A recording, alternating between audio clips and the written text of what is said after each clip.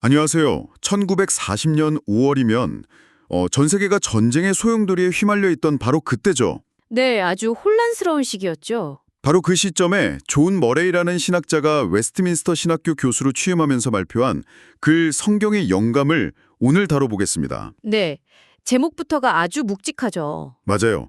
이게 그냥 제목만 그런 게 아니라 꽤 깊은 신학 논쟁을 다루고 있거든요. 그렇죠. 이번 시간에는 이 80년도 더 된 자료를 가지고 성경은 신의 말씀이다라는 말이 대체 무슨 뜻인지, 그리고 머레이가 왜 성경은 글자 하나까지도 신적인 권위를 갖는다고 그렇게까지 강하게 주장했는지 그 논리의 핵심을 한번 파헤쳐 보겠습니다. 네, 이걸 그냥 오래된 취임 연설문으로 생각하시면 안 됩니다. 이건 사실상 당시 신학계에 던지는 출사표 같은 글이거든요. 아, 출사표요? 네, 머레이는 성경을 어떻게 읽을 것인가라는 질문에 대해서 당시 유행하던 여러 좀 합리적인 대안에 맞서서요. 완전 영감설이라는 아주 전통적이고 강경한 입장을 변호하고 있어요. 그가 어떤 생각들을 비판의 대상으로 삼았고 또 자기 주장을 증명하기 위해서 어떤 증거를 제시했는지 따라가다 보면 이 논쟁이 왜 그렇게 치열했는지, 그리고 이게 오늘날까지도 왜 중요한지 그 맥락이 보이실 겁니다. 좋습니다. 그럼 먼저 전장부터 살펴봐야겠네요. 머레이가 싸우고자 했던 상대, 그러니까 그가 비판했던 다른 견해들은 어떤 것들이었나요? 네, 자신의 주장을 세우기 전에 먼저 무너뜨려야 할 기둥들이 있었겠죠? 그렇죠. 머레이는 크게 세 가지 흐름을 지목하는데요.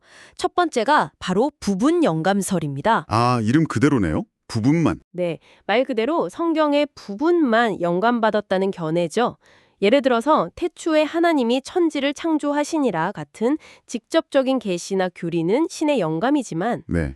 바울이 로마로 가는 여정에서 겪은 일들, 이런 역사적 기록은 그냥 인간 저자가 쓴 보고서라는 거예요. 아, 굳이 신이 개입할 필요가 없는 부분까지 영감받았다고 할 필요는 없지 않느냐? 바로 그거죠.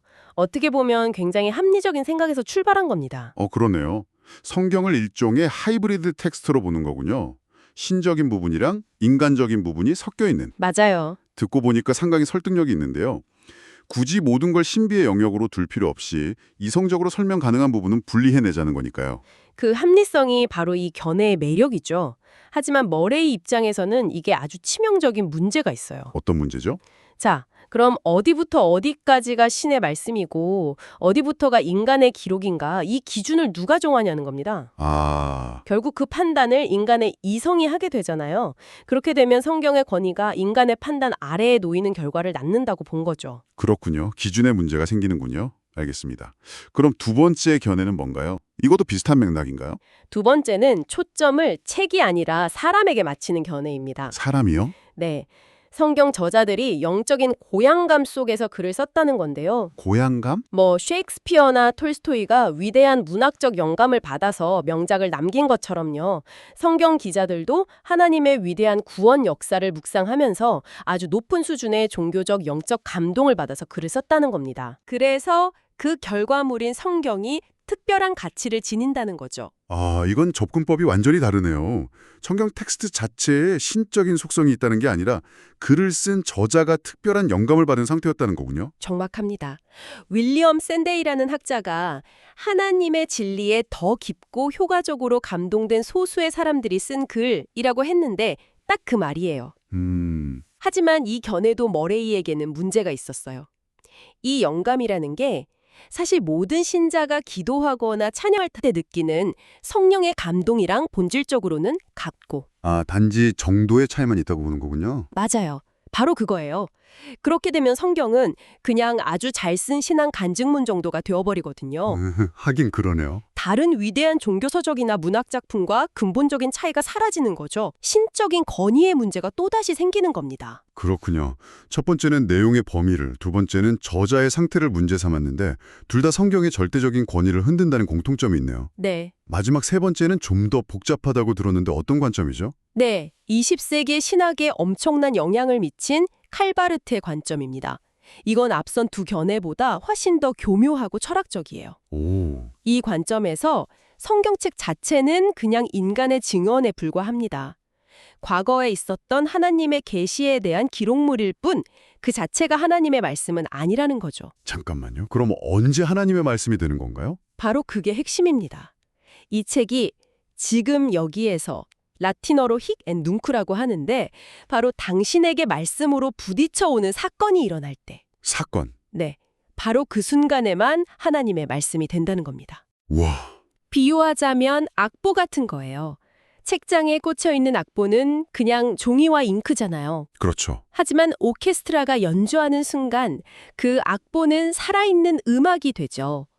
마찬가지로 성경도 그냥 책장에 있을 땐 인간의 기록이지만 성령을 통해 당신의 마음을 울리는 사건이 될 때 비로소 바울이 말했다가 하나님이 말씀하셨다로 변한다는 겁니다. 와, 이건 정말 굉장히 실존적인 접근인데요. 성경의 권위가 책 자체에 고정된 게 아니라 나와의 만남 속에서 발생하는 역동적인 사건이라는 거니까요. 네, 맞아요. 듣기에 따라서는 굉장히 매력적인데요. 신앙을 아주 개인적이고 생생한 체험으로 만들어주니까요. 그렇죠. 하지만 머레이는 이 세 가지 견해가 모두 계시나 영감 같은 단어는 사용하면서도 결국 성경 전체가 하나님의 말씀이라는 핵심을 교묘하게 피해가는 장치라고 봤습니다. 아, 그래서 이 견해들을 모두 논파하고 자신의 주장을 펼치기 위한 단단한 발판을 마련하려고 한 거죠. 알겠습니다. 그럼 이제 반격의 시간인데요. 이렇게 만만치 않은 세 가지 대안적 견해에 맞서서 머레이는 어떤 카드를 꺼내들었나요? 그의 핵심 논리는 어디에서 출발하죠? 머레이의 전략은 의외로 아주 단순하고 전공법입니다. 전공법이요? 네. 성경이 스스로에 대해 뭐라고 말하는가? 이걸 묻는 거죠. 외부의 철학이나 인간의 이성이 아니라 성경 자체의 증언을 법정에 세우는 겁니다. 그리고 그가 제시하는 가장 결정적인 증거가 바로 디모데후서 3장 16절입니다. 아, 그 유명한 구절이죠. 모든 성경은 하나님의 감동으로 된 것으로. 맞습니다. 그런데 바로 그 하나님의 감동으로 된이라는 번역이 원문의 폭발적인 의미를 제대로 담아내지 못하고 있다는 거예요. 아, 정말요? 원어인 헬라어 테오프누스토스를 보면요. 이게 흔히 번역되는 하나님이 숨을 불어넣으셨다. 즉 인간이 쓴 글에 하나님이 생기를 불어넣는 느낌이라기보단 네네. 하나님에게서 숨처럼 나왔다. breathed out by God 이라는 의미에 훨씬 가깝다는 겁니다. 와, 잠깐만요. 이건 뉘앙스 차이가 아니라 의미가 완전히 다른데요. 그렇죠. 숨을 불어넣었다는 건 일단 인간의 저작물이 있고 거기에 신적인 가치를 더하는 느낌이라면 숨처럼 나왔다는 건 애초에 그 기원, 출처 자체가 하나님이라는 거잖아요. 바로 그겁니다. 마치 사람의 입에서 말이 나오는 것처럼요. 네. 머레이는 이 단어 하나가 모든 걸 바꾼다고 본 거예요. 성경은 인간의 작품에 신이 사인한 게 아니라 아예 신의 입에서 나온 신의 창조물이라는 거죠. 아, 여기서부터 성경의 신적인 기원, 신적인 성격, 그리고 절대적인 권위가 나온다고 주장합니다. 그리고 여기서 그치지 않고 베드로후서 1장 21절을 통해 증거를 보강하죠. 예언은 사람의 뜻으로 낸 것이 아니요 오직 성령의 감동하심을 받은 사람들이 하나님께 받아 말한 것임이라. 이 구절 말씀이시죠? 네, 여기서 감동하심이라고 번역된 헬라어도 사실은 이끌려서 borne alone이라는 훨씬 더 역동적인 의미를 담고 있어요. 이끌려서요? 네, 머레이는 이걸 마치 거대한 바람에 돛담배가 이끌려가는 이미지로 설명합니다. 아, 재밌네요. 선원, 즉 인간 저자가 노를 젓거나 방향을 트는 게 아니라 성령이라는 압도적인 힘이 배를 이끌고 가서 목적지에 도달하게 한다는 거죠. 인간 저자의 개성이나 문체는 남아있지만 그 내용과 방향은 전적으로 성령의 주권 아래에 있었다는 의미입니다. 심지어 베드로는 이어서 자신이 변화산에서 직접 들었던 하나님의 음성보다 더 확실한 예언, 즉 기록된 말씀이 있다고까지 말하잖아요. 네, 맞아요. 전 이 부분이 정말 충격적이었어요. 어떻게 신의 음성을 직접 듣는 체험보다 종이에 쓰인 글이 더 확실하다고 말할 수 있죠? 그게 바로 머레이가 강조하고 싶었던 지점입니다. 인간의 기억이나 체험은 왜곡될 수 있지만 객관적으로 기록된 말씀은 변하지 않는다는 거죠. 아, 직접 들은 신의 음성보다 기록된 말씀이 더 안정적이고 확실한 신앙의 근거가 된다. 이보다 더 강력하게 기록된 말씀의 신적 권위를 옹호하는 주장은 찾기 어렵죠. 사도들의 증언만으로도 이미 강력한데 머레이의 논증은 여기서 클라이맥스로 향하죠. 네. 이 모든 주장의 정당성을 보증해줄 최종 권위, 즉 예수 자신이 성경을 어떻게 대했는지를 증거로 제시합니다. 이게 사실상 결정타가 될 것 같은데요. 맞습니다. 머레이는 예수의 생애에서 세 가지 결정적인 장면을 포착합니다. 네. 첫째, 요한복음 10장입니다. 예수가 자신을 하나님과 동등하다고 주장하자 유대인들이 신성 모독이라며 돌을 들죠. 네, 그 장면. 그때 예수가 시편 82편의 한 구절 내가 너희를 신이라 하였노라를 인용하면서 자신을 변호합니다. 그리고 결정적인 한마디를 덧붙이죠. 성경은 폐하하지 못하나니. 요, 이건 정말 자신의 정체성이라는 가장 중요한 문제를 변호하면서 그 근거로 구약 성경의 단 한 구절을 인용하고 그렇죠. 심지어 그 구절의 권위를 폐할 수 없음이라는 성경 전체의 속성으로 못 박아버린 거네요. 네, 아주 사소해 보이는 구절 하나가 예수 자신의 신성을 증명하는 절대적인 근거가 될 수 있다는 선언인 셈입니다. 대단하네요. 두 번째 장면은 더 극적이에요. 겟세마네 동산에서 체포될 때입니다. 베드로가 칼을 휘두르자 예수가 그를 말리며 이렇게 말하죠. 내가 지금이라도 아버지께 기도해서 12군단보다 더 많은 천사를 부를 수 없는 줄 아느냐. 그렇죠. 하지만 그렇게 하지 않는 이유를 단 하나로 설명합니다. 만일 그렇게 하면 이런 일이 있으리란 성경이 어떻게 이루어지겠느냐. 와, 하나님의 뜻이나 인류 구원의 계획 같은 거창한 이유가 아니라 오직 성경의 성취를 자신의 행동을 제약하는 최종적인 이유로 들었다는 점이 정말 인상 깊네요. 맞아요. 마치 거대한 연극의 배우가 대본에 순종하듯이 자신의 모든 행동을 기록된 말씀에 맞추고 있는 모습이잖아요. 마지막 세 번째 장면은 부활 후에 일어납니다. 엠마오로 가던 두 제자가 예수의 죽음 때문에 절망에 까져 있을 때 부활한 예수가 나타나죠. 네. 이때 그들을 위로하고 깨우치기 위해 새로운 계시를 주거나 기록을 보여주는 대신 모세와 모든 선지자의 글로 시작하여 모든 성경에 쓴 바 자기에 관한 것을 자세히 설명합니다. 구약 성경 전체가 처음부터 끝까지 자신을 가리키는 텍스트라는 사실을 직접 풀어주신 거군요. 바로 그거죠. 이 세 가지 사례를 통해 머레이는 예수가 구약 성경을 단순히 유용한 종교서적이 아니라 글자 하나하나까지 반드시 성취되어야 할 폐할 수 없는 하나님의 말씀 그 자체로 대했다는 것을 증명합니다. 알겠습니다. 예수님과 사도들이 구약 성경을 어떻게 봤는지에 대한 논증은 정말 탄탄해 보이네요. 네. 그런데 듣다 보니 한 가지 큰 질문이 생깁니다. 지금까지의 논의는 전부 구약 성경에 대한 것이잖아요.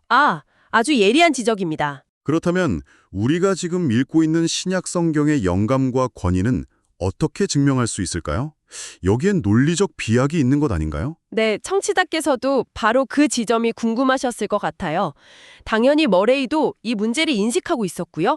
여기에 대한 답으로 세 가지 논거를 제시합니다. 세 가지요. 첫째는 유추의 논증이에요. 유추의 논증? 구약이 옛 언약에 대한 기록이라면 신약은 예수 그리스도를 통해 성취된 새 언약에 대한 기록입니다. 그렇죠.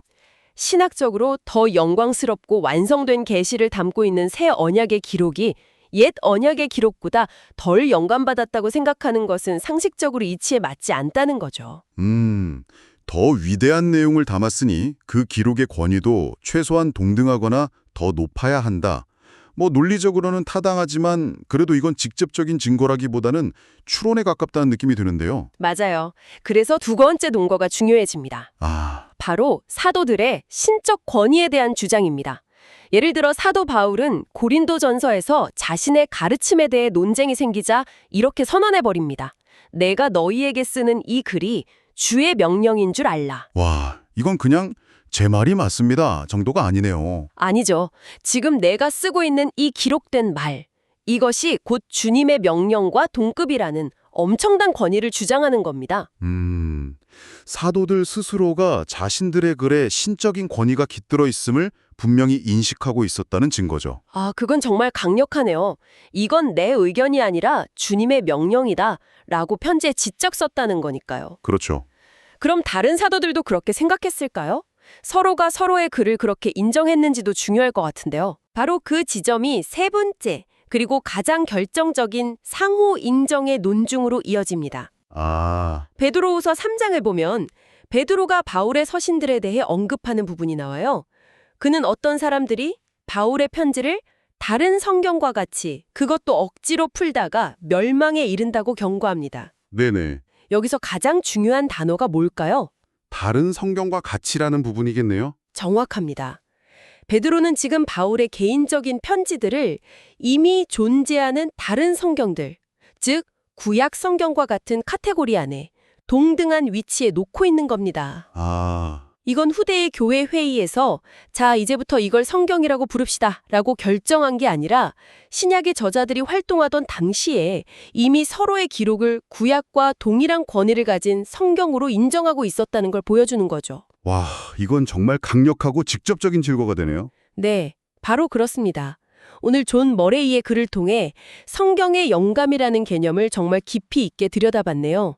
성경이 부분적으로만 영감받았다거나 영적인 감흥이 높은 사람이 쓴 글이라거나 그렇죠. 혹은 내가 감동받는 특별한 순간에만 하나님의 말씀이 된다는 여러 견해들을 그가 왜 그렇게 비판했는지 알 것 같습니다. 네. 대신 그는 성경의 단어 하나하나가 하나님의 입에서 나온 말씀이며 예수님과 사도들이 바로 그런 관점으로 성경을 대했다는 것을 성경 자체를 통해 논증했죠. 네. 머레이에게 이것은 그저 학문적인 교리 논쟁이 아니었습니다. 만약 성경의 신적인 기원과 절대적인 권위를 조금이라도 타협하게 되면 결국 우리 삶의 유일하고 흔들리지 않는 기준을 잃어버리게 된다고 본 거죠. 아, 그의 마지막 문장이 이 모든 논의를 요약해 줍니다. 성경이 우리에게 유용하기 때문에 신적인 것이 아니라 애초에 신적인 것이기 때문에 우리에게 유용하다고요? 순서가 바뀌면 안 된다는 거군요. 네, 절대로요. 모레이는 이렇게 절대적이고 흔들리지 않는 기준으로서의 성경을 제시했습니다. 사실 오늘날처럼 수많은 정보와 각기 다른 가치관들이 홍수처럼 쏟아지는 시대에 절대적인 텍스트라는 개념은 어쩌면 좀 낯설게 들릴 수도 있겠네요. 그렇죠. 여기서 당신에게 질문을 하나 남겨드리고 싶습니다. 만약 당신의 삶 모든 영역에 대해 완벽하고 틀림없는 답을 주는 안내서가 정말로 존재한다면 그것은 당신에게 흔들리지 않는 안정감을 줄까요? 아니면 모든 것을 따라야 한다는 부담감으로 다가올까요? 이 질문을 곱씹어 보시면서 오늘 탐구를 마무리하겠습니다.